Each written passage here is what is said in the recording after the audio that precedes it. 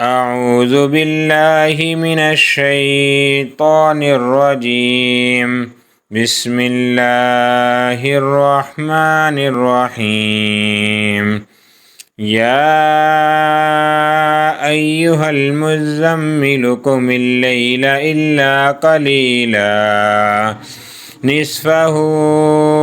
أو انقص منه قليلا أو زد عليه ورتل القرآن ترتيلا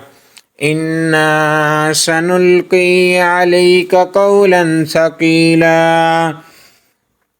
إن ناشئة الليل هي أشد وطئا وأقوم قيلا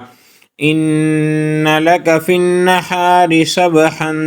طويلا واذكر اسم ربك وتبتل إليه تبتيلا رب المشرق والمغرب لا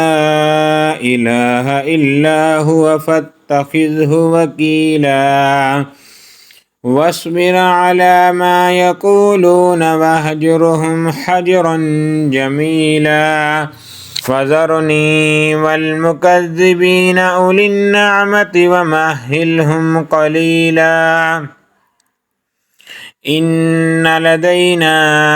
أنكالا وجحيما وطعاما ذا غصة وعذابا عليما يوم ترجف الأرض والجبال وكانت الجبال كثيبا مهيلا إنا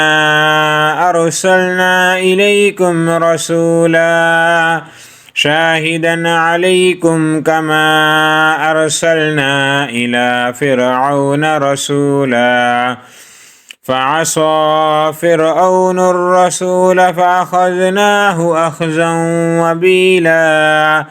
فكيف تتقون إن كفرتم يوما يجعل الولدان شيبا السماء منفطر به كان وعده مفعولا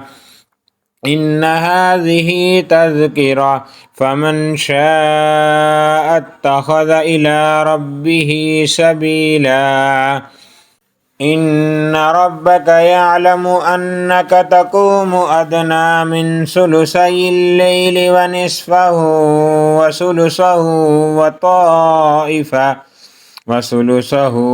وطائفة من الذين معك